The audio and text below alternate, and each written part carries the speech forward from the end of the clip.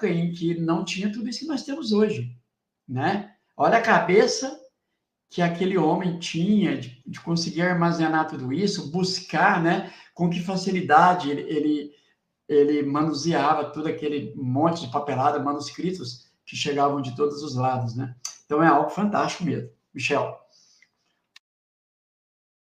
É um trabalho muito complexo, muito difícil, muito cansativo. E tem até uma coisa que as pessoas não param para pensar, até uma coisa racional de se pensar. Claro que só isso não poderia ser usado como argumento, né? Mas as pessoas não pensam o seguinte: imagina o seguinte, se reúne um bando, uma elite de espíritos superiores. Kardec tem todo um trabalhão aí de 15 anos para fazer tudo isso, para a gente pensar que aí, 5, 10 anos depois, já ia vir a revelação da revelação. Não faz nem sentido lógico isso. E por outros espíritos. Então as pessoas não param a pensar assim, ia se juntar a nata do mundo espiritual para fazer um trabalho gigante, para passar 50 anos e tudo ser modificado. Não faz sentido.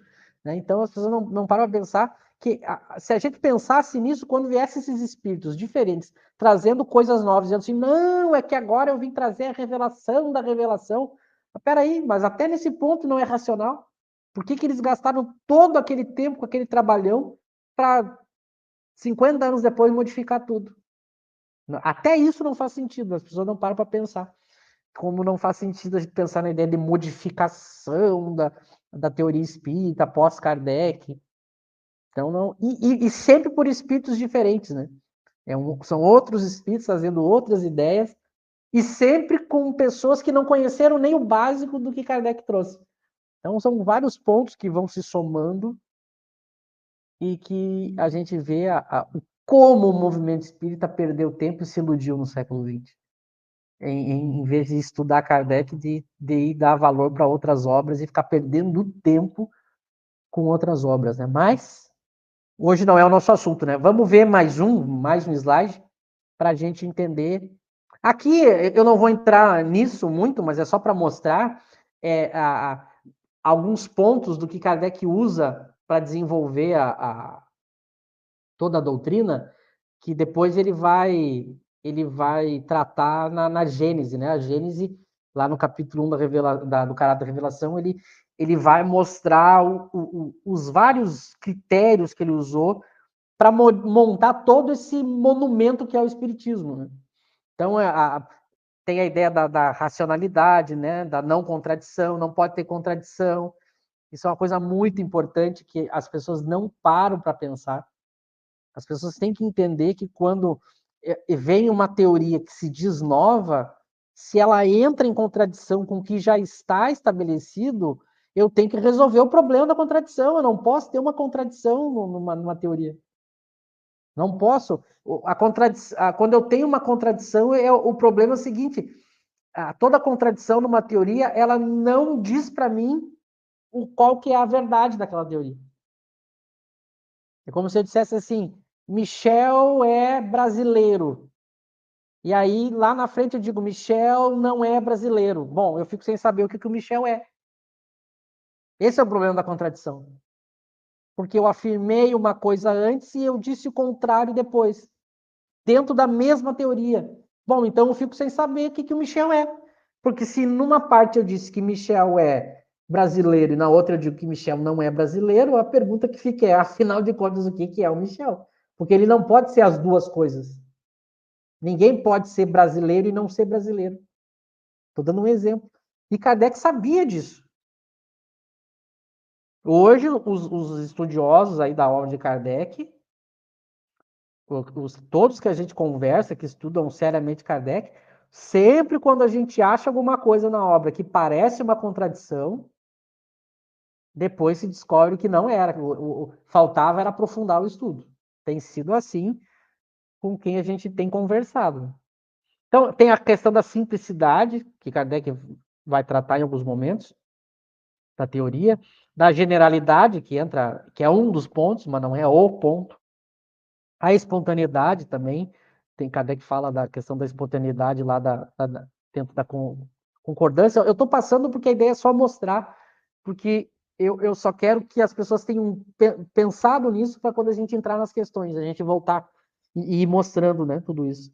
As ciências alheias, quando lá na Gênese, quando ele vai falar que a questão das ciências, as demais ciências servir como controle para a teoria, que algumas traduções traduziram como comprovação.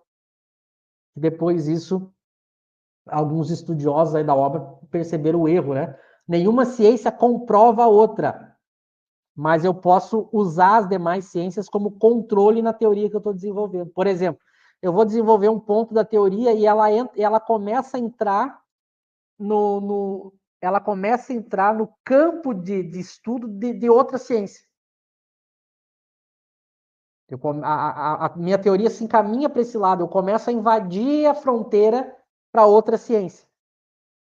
Então, quando eu entro no campo de outra ciência, eu tenho que usar aquela outra ciência como parâmetro.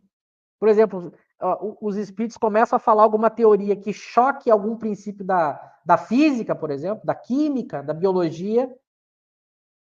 Eu tenho que dizer, não, os espíritos não podem contrariar a química, a física, a biologia, não podem entrar no escopo da química, da física, da biologia. Só para dar um exemplo do que quer dizer ciências alheias, né? Os princípios da própria ciência espírita, a gente falou antes, né? Eu tenho uma base no espiritismo que se eu mexer num pontinho, vai influenciar em todo o resto. A gente tem que entender que os princípios estão entrelaçados, né? Então, só para citar um exemplo, Kardec trata, né, por exemplo, da reencarnação. A reencarnação ela só é tratada depois que a ideia, por exemplo, do espírito já está estabelecida, né? Por quê? Se eu não estabeleço primeiro a existência do espírito, como é que eu vou falar em reencarnação? Percebe? Uma coisa é consequência da outra. Se eu mexer naquela anterior que foi a causadora daquele novo princípio, eu acabo influenciando aquele outro princípio. Então, por exemplo, Kardec vai dizer lá no livro dos médiuns que a pessoa tem que primeiro se tornar espiritualista para depois se tornar espírita. Ela tem que ter a ideia de que há nela uma alma.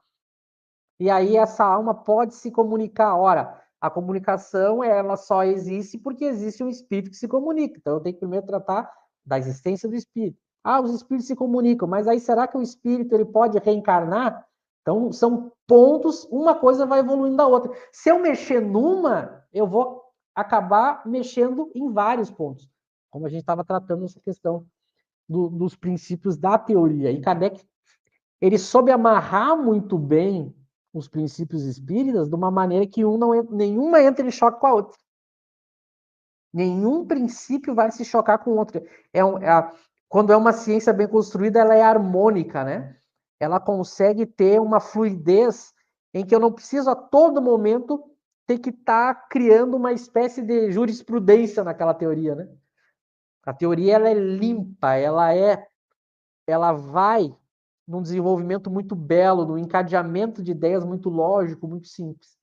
Agora, se a cada ponto que eu desenvolvesse a teoria entrasse em contradição com outro ponto, eu tinha que todo momento estar corrigindo a teoria. A gente vai ver que Kardec elaborou uma teoria que não, ela vai um conjunto de princípios que ele se desenvolve de uma maneira muito muito simples e muito belo, muito lógico. E aí, pós-Kardec, é interessante. Quando eu tento colocar algo que não é dessa coisa bela e bem construída, há sempre um choque. Alguma coisa não bate. Que é o que a gente procura mostrar quando a gente pega aí as teorias que vieram depois. Há várias teorias que vieram depois que a gente que estuda Kardec faz o que? A gente mostra como elas causam diversos problemas nos princípios que já estavam estabelecidos. Eu já citei para vocês o exemplo daquele livro que eu estava analisando que defende a ideia das colônias espirituais. O autor ele cria diversos problemas que ele não resolve. Então a gente vê que não é um bom adendo para a teoria, né? Só coloca de volta aquele slide para eu concluir ele e passar para vocês. Faz favor, Laura. Daí eu passo para vocês também, se quiserem falar um pouco sobre isso, porque isso é só para